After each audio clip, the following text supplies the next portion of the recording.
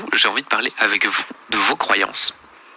Donc n'hésitez pas, montez, venez discuter. Et si vous voulez pas monter et que vous voulez pas discuter, moi j'ai une idée. On peut regarder un truc ensemble. Parce que ça m'a fait délirer. Mais vraiment, premier degré, ça m'a fait délirer. Coucou Lorem, merci. Bonsoir à vous. Bonsoir Diane. Alors, comment vas-tu? Bon, moi ça va bien. Et toi? Bon, ça va, tranquille. Tu voulais parler de quoi, dis-moi?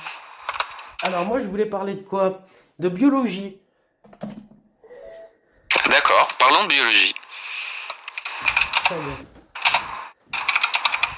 Donc, Et tu veux parler de quoi en bio? alors je voulais que tu me redonnes ta définition de ce qu'est en biologie la femelle. La femelle. Je voudrais que tu me redonnes ta définition de la femelle en biologie. Parce que je suis pas sûr d'avoir Je t'avoue que moi, ça va être très profane. Hein. Faut pas oublier que je suis pas, je suis pas biologiste de formation du tout. Hein. Il y a plein de choses que je contrôle, que je maîtrise pas trop mal, mais la bio, c'est peut-être pas mon domaine de prédilection. Donc, imaginons que je doive donner une définition la plus cohérente possible. Ce serait en biologie, la femelle est lors d'une reproduction sexuée l'individu qui produit les gamètes qui sont gros et énergétiques de manière nominale, c'est-à-dire si tout fonctionne bien dans son corps.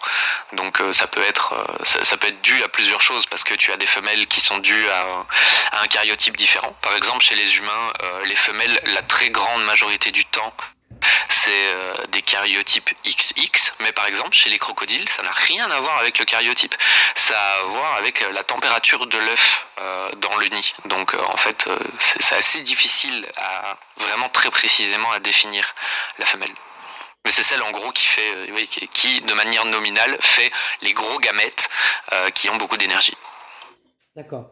Alors je vais essayer d'être plus précis. Si tu pouvais me définir la femelle chez les mammifères. La femelle chez les mammifères, Ouais. c'est celle qui ovule de manière nominale. Ah, donc c'est celle qui a tous les appareils génitaux femelles. De manière nominale. C'est très important de le dire, parce que tu as des femelles, par exemple, qui sont dysfonctionnelles d'un point de vue biologique, mais qui restent pour autant des femelles. C'était pas ma question. Est-ce que, pour être défini comme une femelle, faut-il avoir un appareil génital constitué de tout l'appareil génital, qui soit fonctionnel ou pas? Faut-il avoir ça?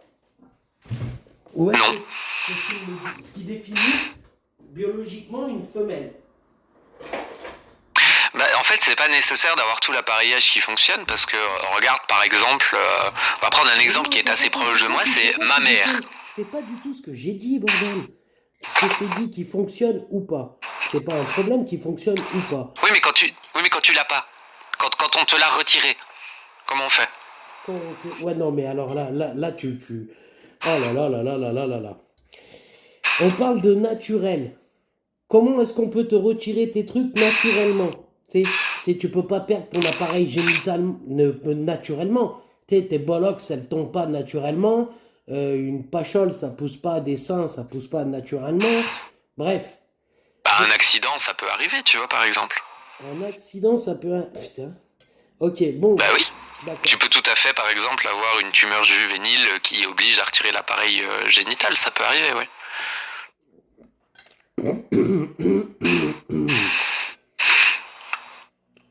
Ouais. Tu cherches un peu à tourner autour du pot.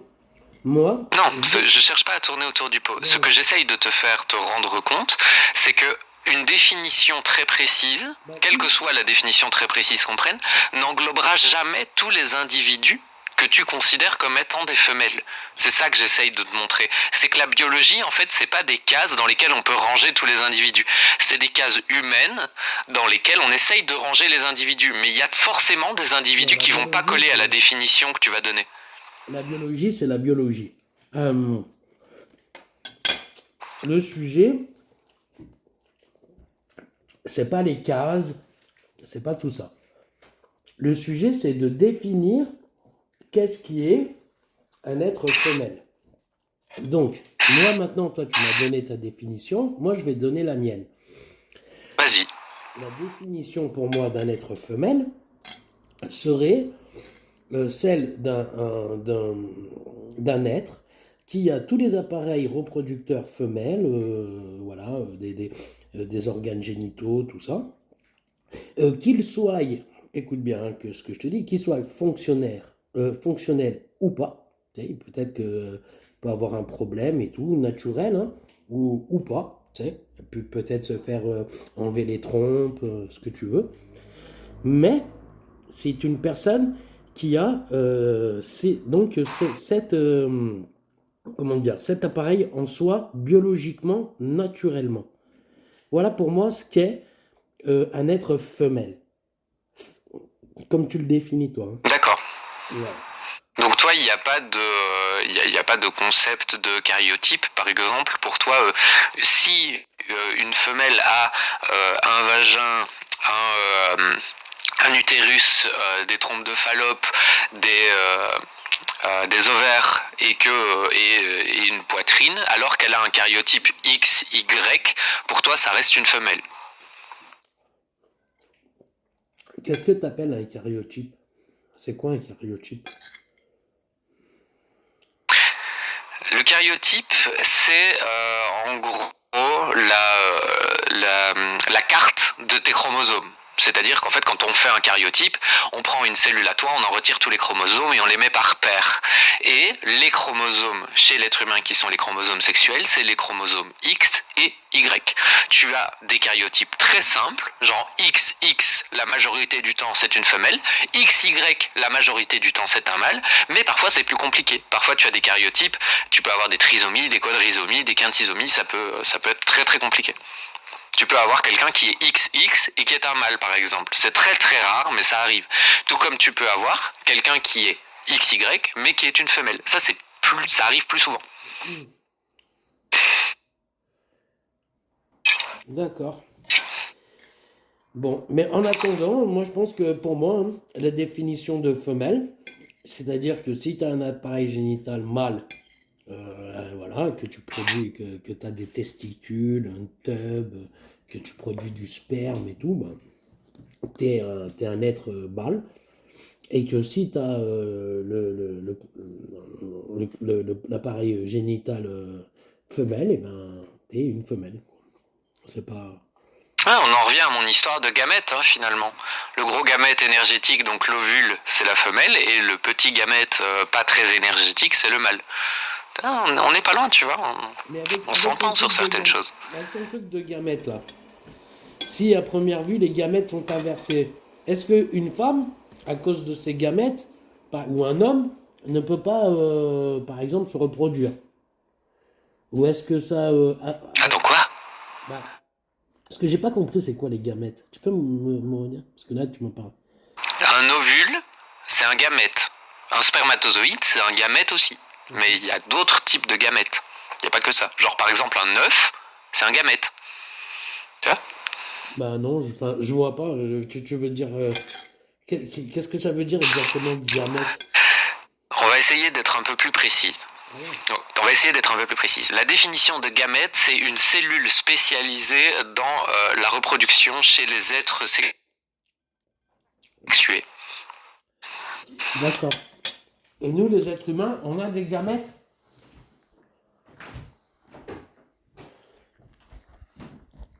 Oui. D'accord. Sinon, on ne pourrait pas se reproduire. D'accord. Ok. Alors après, il y avait aussi... En tout cas, c'est bien, t'as l'air calé en biologie, c'est cool. Ouais, je suis super calé. Après, par contre, il y avait un truc où j'ai pas compris ton analogie que tu nous as fait quand j'étais monté sur le singe sans bras. Est-ce que tu peux m'expliquer l'analogie du singe sans bras? Parce que j'ai pas compris. On parlait de transidentité. Putain, mais tout le monde me parle. Du singe sans bras? Oui, on parlait de transidentité, oui. Tout le monde te parle de ça, du singe sans bras, c'est ça? Est-ce que tu peux me remettre le tout dans le contexte parce que je me souviens plus bien. Ouais, il y a plein de gens qui arrêtent pas de me dire ouais ton fameux singe sans bras dans la jungle là machin. Je ne me souviens même plus pourquoi j'ai dit ça. Donc est-ce que tu peux me remettre dans le contexte? Non, il n'y a pas de problème. Je vais essayer de te trouver ça. Vite fait, bien fait. Parce que je pense que j'avais dit un truc du genre c'est pas parce qu'il y a un singe qui naît sans bras dans la jungle que ça arrête d'être un singe. Je crois que c'était un truc comme ça que j'avais dit mais je suis plus sûr. Mais à quelle occasion tu nous disais ça? Moi, c'est ça que la question. C'est tu voulais le prendre en analogie par rapport à quoi? Pour nous expliquer quoi? Ce que je voulais dire, c'est que c'est pas parce qu'il y a un individu qui naît sans une caractéristique spécifique qui caractérise l'espèce, justement, que cet individu, un individu en dehors de l'espèce. C'est ça que j'essayais de passer, si je ne dis pas de bêtises. D'accord. Là, je comprends pas pourquoi j'ai 3 bandes alors que je suis en Wi-Fi là. C'est bizarre. Nanana. Alors attends, je vais te trouver. Je sais pas, c'est une bonne question. Voilà.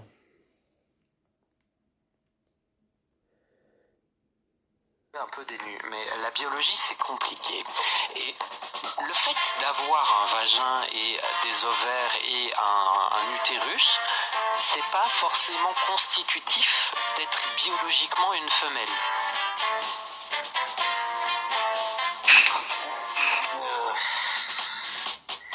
Ouais.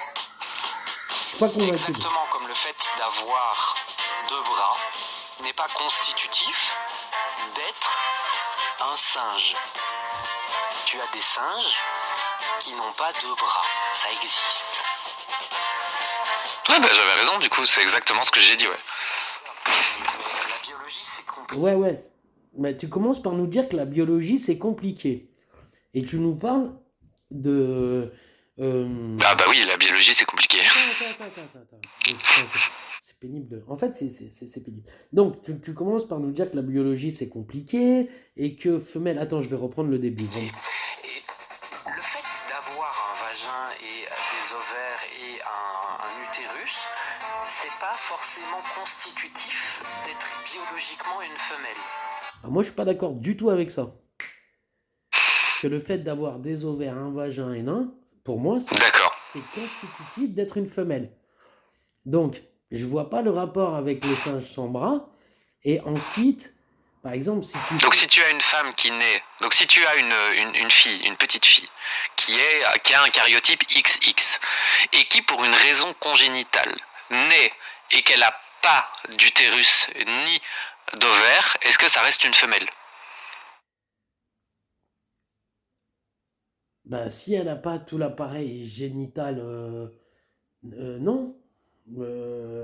C'est quoi alors? Du coup, elle a quoi? Qu'est-ce qu'elle a à la place? Elle a quoi à la place? Rien, elle est née sans, il n'y a rien. Ça existe ça? C'est une malformation. Est-ce que ça existe? Oui. Oui. Il y en a une qui le fait. Ah, c'est une malformation. Ah, c'est une malformation. Oui, c'est une malformation, oui. Ah, d'accord. Donc c'est une malformation de base. Ok.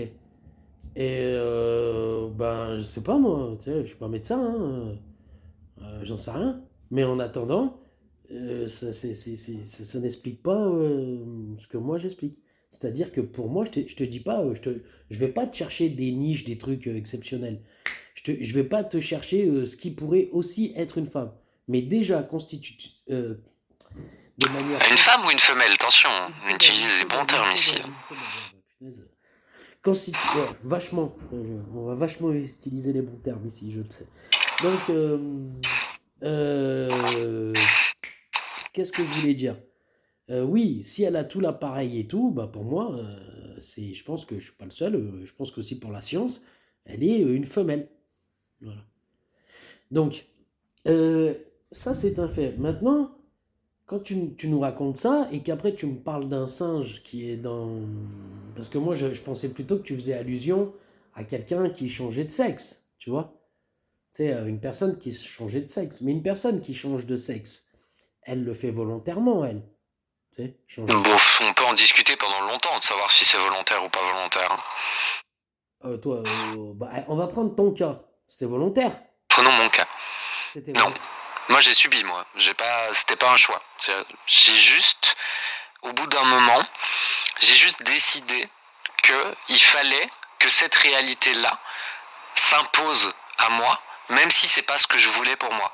Parce qu'en fait, quand t'es pas bien dans ta vie, quand t'es mal, quand tu vis une dysphorie de genre à fond, c'est exactement comme la sexualité.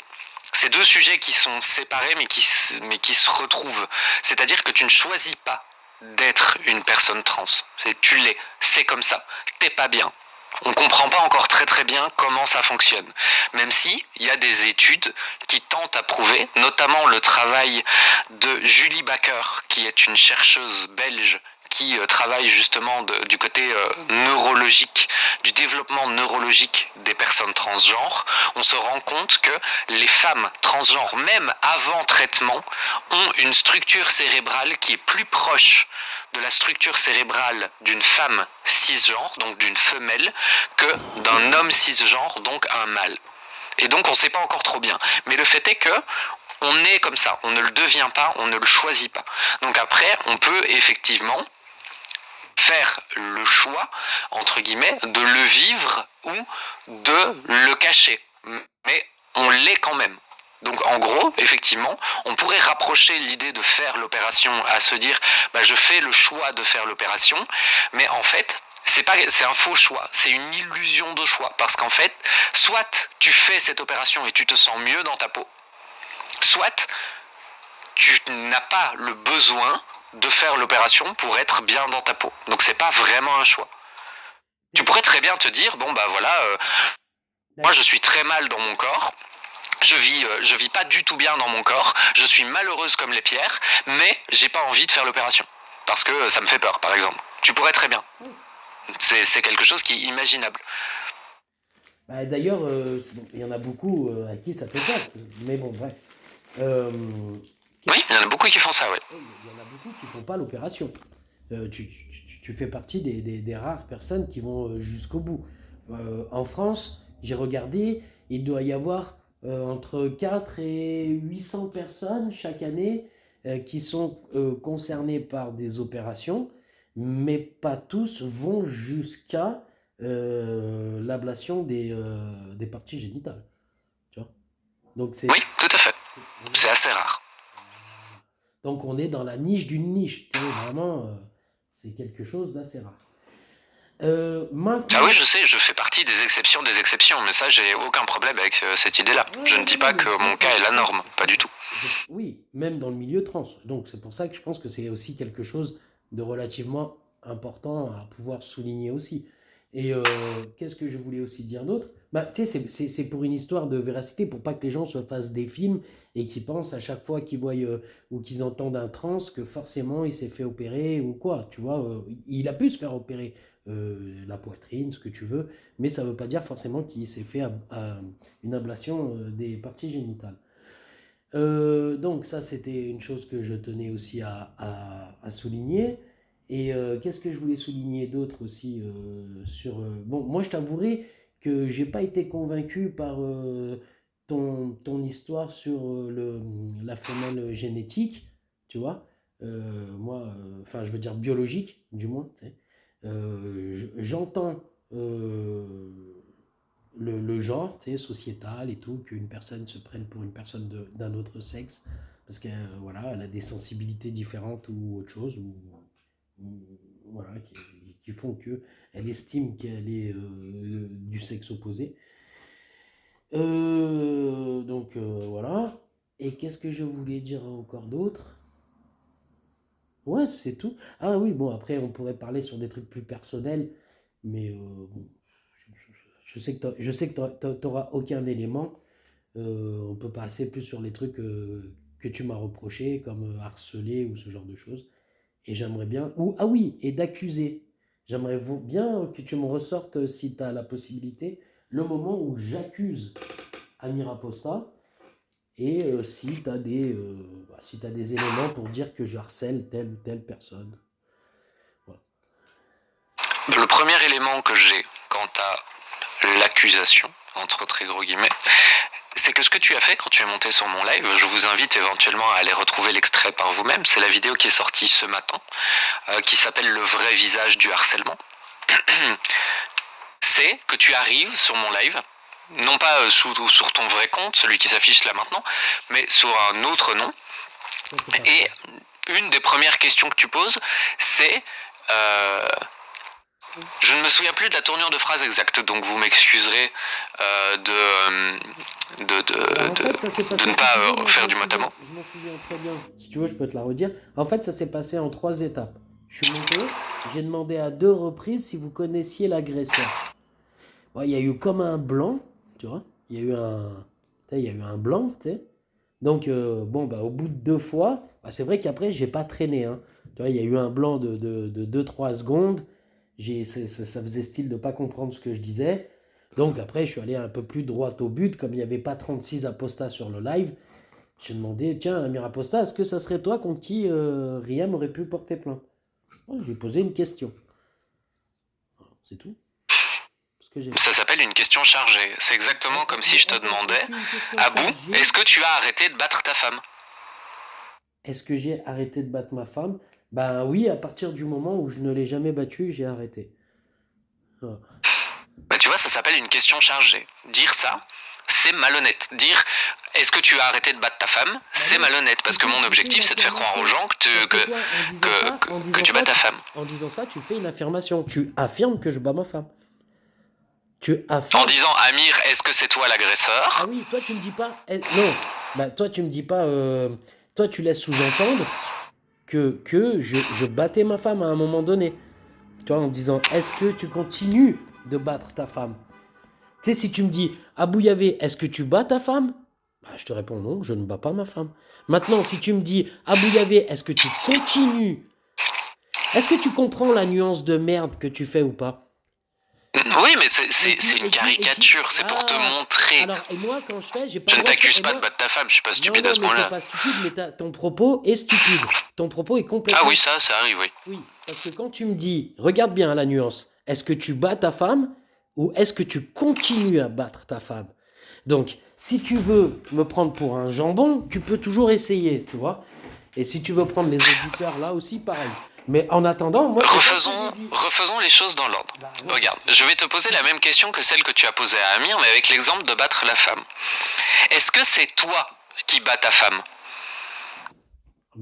Tu vois, Sachant que... Là, déjà, tu es dans le questionnement. Moi, je te dis, non, c'est pas moi qui ai battu ma femme. Tu vois, si tu vois ma femme... Est-ce que tu connais la personne qui la frappe? Est-ce que je connais? Non, on est en train de chercher l'agresseur encore. Sinon, je peux te dire que voilà... Ça serait déjà réglé. Tu veux d'autres informations? Non, en l'occurrence, c'est pour essayer de te montrer... Déjà, tu es d'accord que tu pars sur un truc qui n'est jamais arrivé, et moi, je parle d'un truc qui, à première vue, est arrivé. D'accord? Moi, je parle de Je ne sais pas. Moi, je parle quand même de l'agression. T'es pas présente. Moi, je parle quand même de l'agression de Riam. À première oui, mais vue, Riam n'a rien donné. Riam n'a rien donné comme information. Elle n'a rien donné. Elle n'a pas donné de période de temps. Elle a juste dit que c'était dans la sphère apostate. Elle n'a même pas... Je ne me souviens pas qu'elle ait dit que c'était un apostat. Si elle l'a dit, mais ça veut rien dire parce que ça veut même pas dire un apostat médiatisé. Ça ne veut rien dire. Personne ne sait de quoi ça parle, à part Riam. Jusque-là, on est d'accord. Qui dit le contraire? Donc, quand tu montes sur un live... Ouais.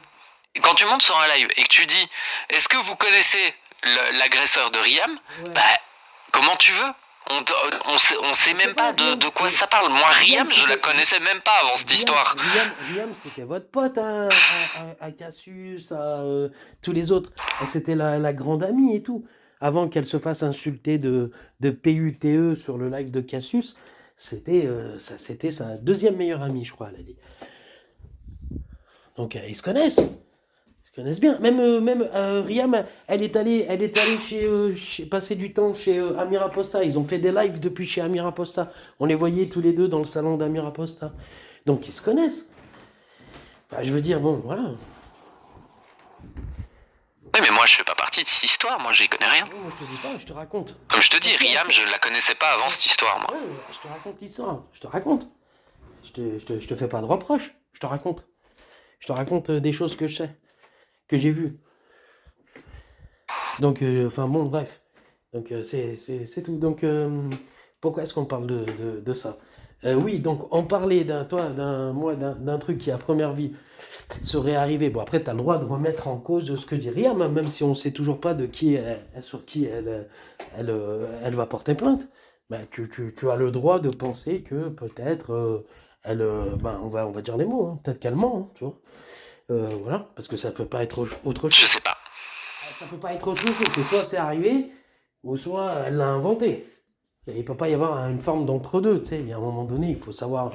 Non, moi je crois que ça peut être plus compliqué que ça. Je pense pas que ce soit juste un dilemme de soit tellement, soit c'est vraiment arrivé. Ça peut être beaucoup plus compliqué que ça. Ça peut être une histoire qui a été vécue d'un côté comme un V, alors que de l'autre côté c'était pas vécu comme tel parce que la situation prêtait pas à de la discussion, par exemple. Ce qui n'empêche rien au fait que c'est grave ce qui s'est passé.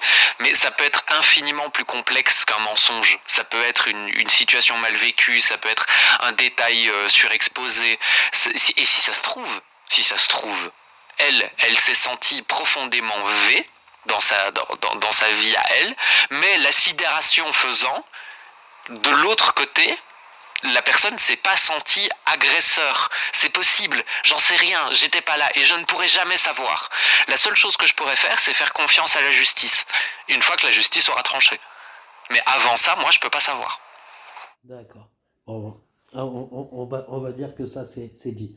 Maintenant, vraiment, j'ai une question que je voudrais te poser. Tu vas la trouver certainement très déplacée.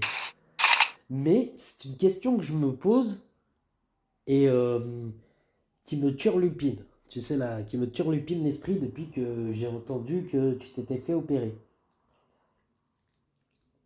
Et, Oui. et c'est une question qui va peut être dérangeante, mais bon, voilà, je la pose. Est-ce que, est-ce que tu as le syndrome des couilles fantômes? Non. Comme les gens, par exemple, qui se sont fait couper un membre et ont le syndrome du bras, tu sais, du membre fantôme. Tu connais cette... non? Ouais, je connais bien ce syndrome, mais non, j'ai pas du tout ça, moi. Pas du Ah, tout. d'accord. De temps en temps, c'est pas tu te lèves dans la nuit et par exemple tu crois que tu as encore ton service 3 pièces et puis tu te poses devant les chiottes debout en croyant que tu vas pouvoir pisser debout et puis tu dis ah merde, j'ai oublié. Non, d'accord. Mais non, pas du tout. Ok, bah, c'est gentil d'avoir répondu et d'avoir pris ça avec humour parce que c'était quand même le but, hein, c'était de faire un peu rire. Donc, ok, on pourra savoir que toute personne qui se fait amputer de ses parties génitales Euh, enfin, en tout cas, Diane n'a pas le syndrome des couilles fantômes. Voilà, on pourra le savoir. Merci Diane de ta franchise, de ton honnêteté. Et, hmm, regarde, je t'ai fait, oh, regarde, je t'ai fait hommage, hein. J'ai mis, j'ai mis, Ouais, j'ai mis l'image que tu as mis hein, de nous, hein.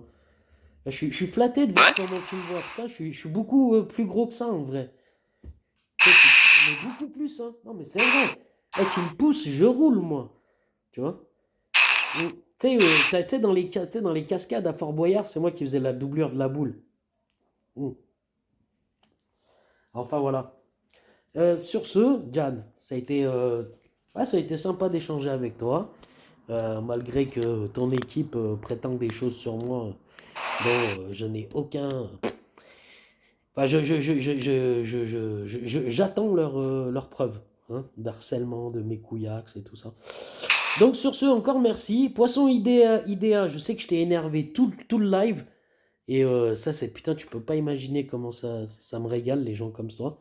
À côté de ça, ben merci encore, Diane, sincèrement. C'est un Mais merci de rien, écoute. sincère, honnête. Et tu viens sur mon live quand tu veux.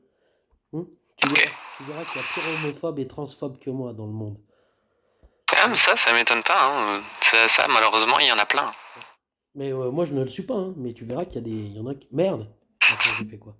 Mais tu verras que, voilà quoi. Malgré l'étiquette qu'on essaye de me donner, je suis mieux que ça. Sur ce, encore merci. Et bonne soirée à toi. Mais de rien. Et à très Bonne bientôt. soirée à toi aussi. Ciao, ciao. Prends soin de toi. Merci.